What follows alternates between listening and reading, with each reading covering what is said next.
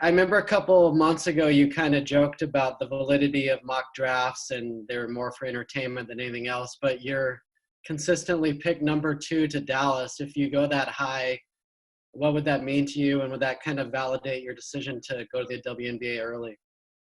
It would mean so much to me, you know, just being viewed as such a good player, you know, gives me just so much joy and happiness, but it also shows that it pays off to, you know, work hard every day and just keep grinding. So as I said, it means a lot to me. And I mean, the mock drafts are still mock drafts, but yeah, I would, I mean, I'm just so blessed to be able to be on number 2.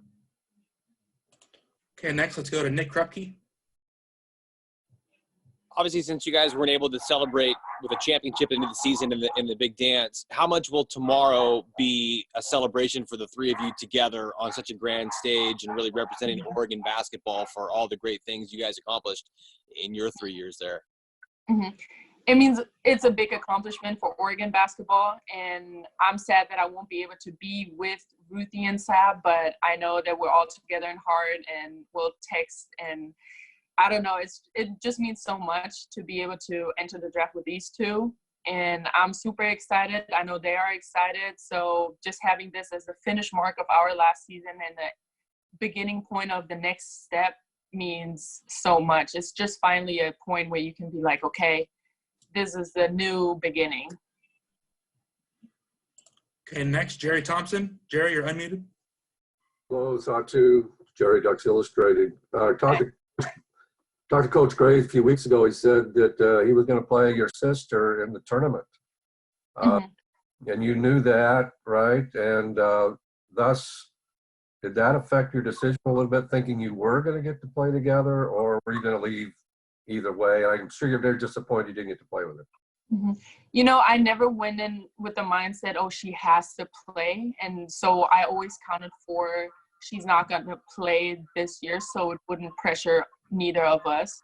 So my decision wouldn't be influenced, and also her decision, you know, to rush back in and play, because that's what she did last year and she retore it. But we always went step by step, and she was on a really good journey. And, you know, maybe she would have played the last 4 games or not. But I know, you know, it's behind us now, and I'm looking forward to her stepping on the field next year. Okay, James Crepia. Satou, I was talking to Kelly yesterday. He was saying that a couple of weeks ago you were just having, well, there were second thoughts or just reconsidering the decision a little bit, and you hadn't signed with an agent yet at that time. Can you just take me through just the thought process you were having at the time, and why ultimately you chose to stuck with your decision? Was professionalism and an upcoming shoe deal and the prospect of being in Dallas, where obviously you are now and Jalen is, how much did that just weigh into this decision-making process? I was really unsure about everything. I feel like the whole world was like that. You know, I didn't know what should be my next step, if it's the right decision to go pro or not due to all the circumstances. I mean, we still don't know if there will be a WNBA season, so it was kind of risky. But on the other hand, I also thought that I was ready to leave, and this is part of being a professional. And if it's during these times and these uncertainties, I will experience them now as a professional. So I still feel ready to take the challenge and accept it as it is.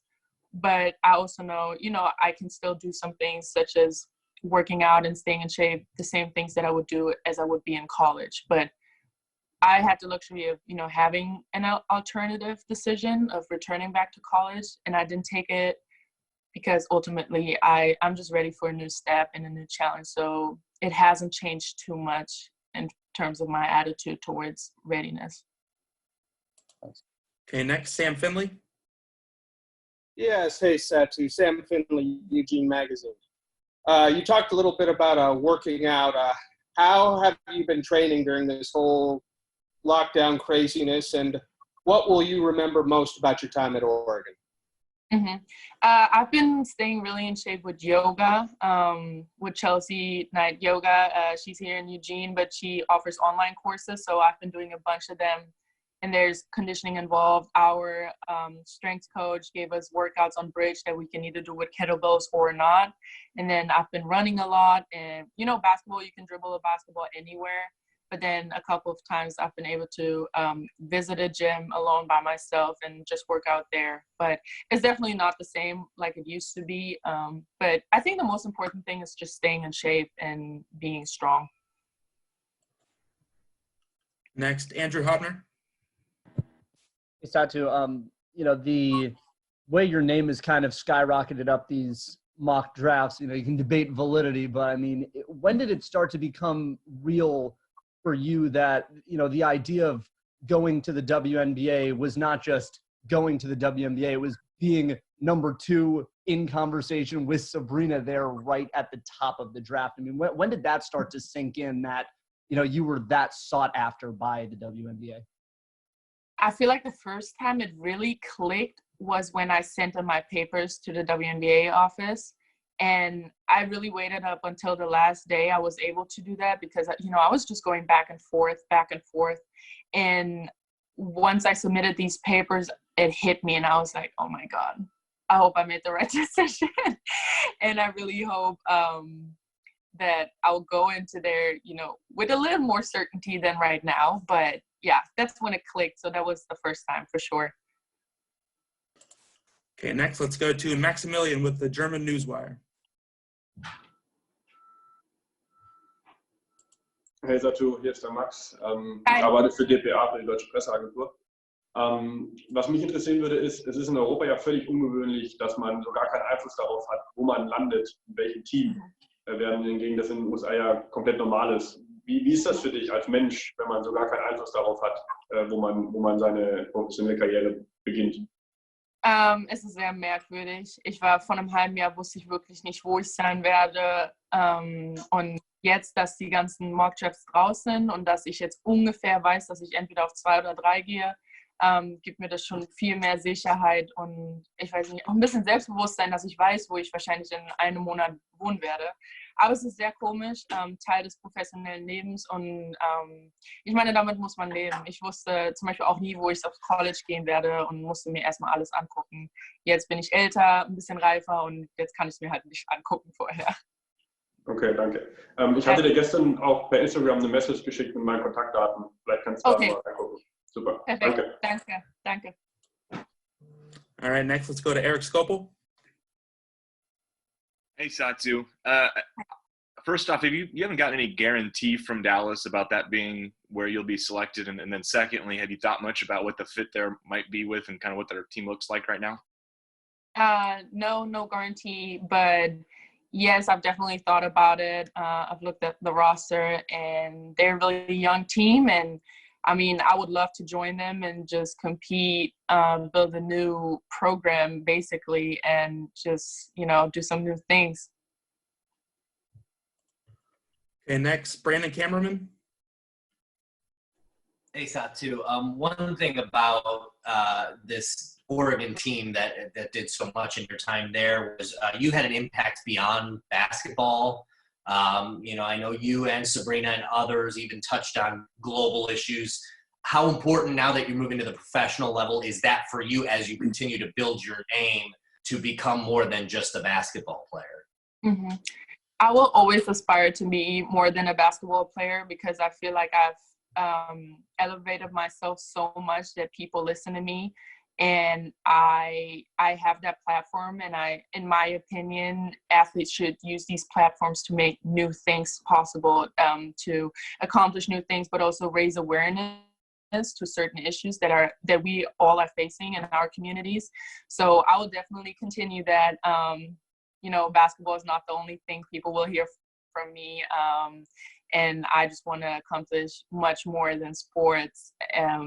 Which is, I mean, everyone can do what they want, but to me, it's just so important to be, to pay attention to your environment and your surroundings because you're a human first, you're not an athlete first. So, yeah. Okay, Tyson Alger. Hey, Satou. Back when like the world was different and you guys all thought you were going to have a normal draft, did you and your teammates ever kind of like talk or have like a vision together of what you thought that night would be like? And just now, like, are you guys going to be on like a Zoom call together or like on the phone? Like, just how's it going to work for you?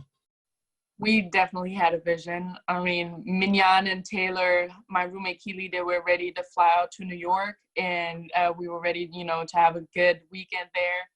But with everything changing, that's not happening. I mean, I'm still here with my roommates, and so at least I'm together with them, but it's just going to be different that we're all not physically together. We'll have a Zoom call.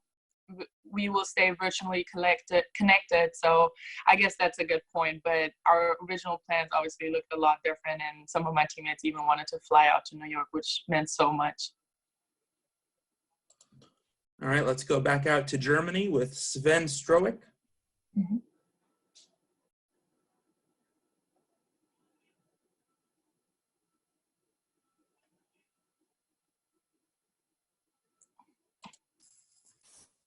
Hi, can you hear me, everybody? Yeah. Hi, Satou. This is Sven Strowick from Germany. I'm just going to turn into German. Satou, was wird es für dich bedeuten, wenn es tatsächlich am Ende Dallas wird? Ich meine, schließlich gab es ja da mal einen Dirk Nowitzki. Das würde so viel bedeuten. Er ist wirklich so eine Legende und eine Inspiration für alle Sportler, vor allem für alle deutschen Sportler. Und klar, wenn ich nach Dallas kommen könnte und in seine Fußstapfen treten könnte, da er jetzt nicht mehr spielt, wäre das alles für mich. Und ich glaube wirklich eine riesige Inspiration für Deutschland auch. Dass jetzt, ich meine, mit Maxi Kleber, der ist ja auch da, dass dann sozusagen 3 Deutsche dort auch waren. Vorher haben ja auch Deutsche dort gespielt. Das wäre super. Das wäre so wie das deutsche Team in Amerika. Ja, danke. Und würde es die Sache eher leichter machen oder schwerer sogar für dich? Ich nehme es immer auf die leichte Schulter. Also klar, nicht mit Arroganz, aber ich sehe es einfach nur als Inspiration. Ich bin eigentlich die erste Frau, die nach Dallas geht. Dann kann ich es immer auf die Sache schieben, wenn ich was falsch mache. Aber ich sehe es mehr als Inspiration, als irgendeine weiße Bürde. Ja, danke dir. Danke. Okay, next let's go to Erica Ayala. That's Nyara. Sorry. That's okay, no problem.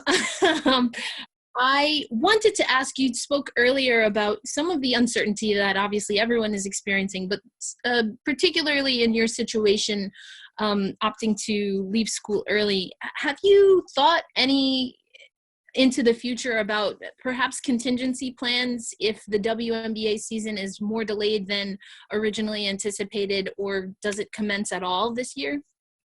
I would start, if really nothing happens, I would even start studying for my law test that I have to take before going to law school, just to keep myself busy. But I also feel like there's so many more things that I could deal with other than school. I'm going to graduate. I have a major and a minor after this summer, and I'm going to be taking online classes till about July. So I'll be busy until then. But after that, I'll probably take a little break from school. And then if there's still no sports, I'm just going to start studying for law school. Thank you. Mm-hmm. Okay, next, Ashley Young. Hey, Satou. Love the shirt. Thank you. I know how close you are with your family. I'm just wondering what tomorrow night will look like for you and for them, and having them see their daughter's dream come true. Yeah, they're all so proud and excited already. I've got so many texts and, just DMs from my family the whole time. They're like, when is it going? How can we watch it? Sometimes it's hard to access ESPN overseas, but I hope this time it's going to be possible. So they're all going to tune in. I'm also going to have my family directly there with me on a Zoom call. So in case it doesn't work out, they'll be there. They're just super excited and can't wait. It's going to be 1 a.m. in the morning there, or at night, however you want to see it, and they're all gonna watch. So I'm happy about that. They'll be there in spirit. Awesome, thank you. Thank you. Okay, looks like we've got everybody, so we'll start hitting people again. If you have another one, send me another message. Let's go back to Jerry Thompson. Satou, you mentioned that you have issues that you're interested in other than basketball. Can you name just one that's nearest and dearest to you that you might want to briefly suggest or Mm-hmm. I would definitely say civil rights of Black and African American people. And I would also include immigration policies and problems more in Europe, but also in America. Okay, next, Jackie Powell. Hey, Satou, thank you so much for doing this. And I love what you've said about being a human first. But I wanted to ask you about one of your teammates who people aren't talking about as much, but she could be drafted too, and that's Mignon Moore. So how lucky would a WNBA team to potentially have her in a training camp and maybe on their roster? They would have a generous soul and the hardest fighter I've ever seen. She came into practice ready every time. She was a vocal leader. Every time when she had her presence, it just converted to our team, and it was amazing to have her. And she even texted me today and was just expressing her love and appreciation. And I was, man, that's Mignon. So if people really have the chance to draft her, I definitely would advocate for that, because she's just such a presence in a team that makes people want to do more. Mm-hmm. Thank you. Go back to Sam Finley. Yes, Satou. I mean, obviously tomorrow, big day with the draft, moving on to the next place. But what will you miss most about your time in Eugene, and just what these last few years at Oregon has meant to you, and just the impact in general you've had on this program? I will miss my teammates, my coaches, and really the fans. The fans have been awesome. I've never played in an environment like that. They showed so much love for women's basketball. On the street, they say hi, we take pictures. It has been just such a community and family atmosphere here in Eugene. And one thing I'm gonna miss for sure is waking up, just crossing the street and being in the arena. That was awesome. Thank you. Yeah. Okay, we've got time for two more. Let's go to Andrew Hopner. To notice yesterday that you guys had all signed with your respective agencies. Did you and Ruthie talk at all about signing with Wasserman together, or did that just kind of happen naturally? We were always, talking about our agents and just exchanging ideas, what we thought of other agents, what we thought of Wasserman. And with Wasserman, I feel like it just showed that they really care and that they want to represent you the best possible. They had great plans for both of us. And I think it just shows that Ruthie and I also click, and it just shows that she has the same interests as I have. And it was cool to see. I mean, in the end, we were like, okay, I mean, who are you going to sign with? And she was like, yeah, Wasserman. I was like, yeah, me too. Can I ask a follow-up, Nate, or no? Yeah, sure. Go ahead. So just real quick on that note, I mean, what was it about the presentations that wowed you guys so much? Was it about the off-court stuff, the endorsements that they said you could receive? Was it on-court marketability? I mean, what drew you guys to them so much? Well, personally, and I know Ruthie has expressed that too, it was more the human side about them. Just the kind of conversations you could have when you were just sitting at the table and just chatting with Lindsay, more for me. And I mean, Adam and Serena are also super representatives in Europe. I was able to meet Adam in Croatia when I played there. And it was really cool to just, talk to them. So I feel like you just had a really comfortable feeling, because your agent will be, with you, hopefully your whole career. And you just want to make a good human choice as well. Okay, Eric. Okay, Satou, thank you again for this. I did want to ask, I've been asking everyone about the, draft night drip. We won't have a bit here in New York for you, but very eager to hear what your plans are, and from a technical perspective, what that night will look like, what has been sent to you technology-wise to get you prepared to be ready for the draft. Mm-hmm. So I'm going to start with the technology. So we got a tech kit from ESPN, and they really provided us with a bunch of things. And I will have a rehearsal today. So later on today. So I can't really say how it's going to look yet because I don't really know yet, but I hope it's going to be fun. They really prepared everything well and informed us with a bunch of emails. So I feel prepared in that. And then my outfit will be from Kutula mixed with, you know, it's like an African fashion brand here in America. I'm actually wearing a shirt from them right now.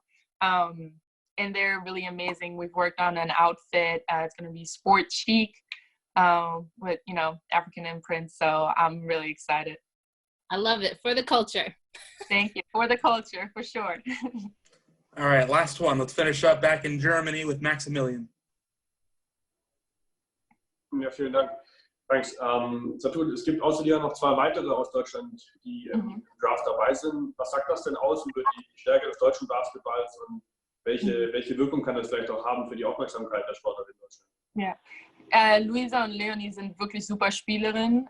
Ich konnte selbst mit denen noch nicht spielen. Ich glaube, mit Luisa habe ich gespielt. Und die sind wirklich eine richtig große Zukunft für den deutschen Basketball. Und ich freue mich, dass sie ihren Namen da reingeworfen haben und dass sie den großen Schritt wagen. Das ist super. Ich hoffe, dass sie auf jeden Fall gedraftet werden. Ich meine, Luisa ist irgendwie hat auch eine Prognose, nach Dallas zu gehen. Das wäre super. Und Leonie, die halt wirklich nicht den Schritt erstmal nach Amerika tut, aufs College, und auch Luisa. Das zeigt einfach, wie die Zukunft des deutschen Basketballs nicht nur von Amerika abhängig ist und dass man auch den Schritt über Europa gehen kann. Und ich denke, das ist wichtig, dass andere Leute in Deutschland sehen, dass man raus aus Deutschland wahrscheinlich auch muss, wenn man wirklich groß sein will, wenn man in den großen Ligen mitspielen kann, will und auch soll. Aber ja, das ist ein super Schritt von denen und ich bin so stolz auf die. Dankeschön. Mhm.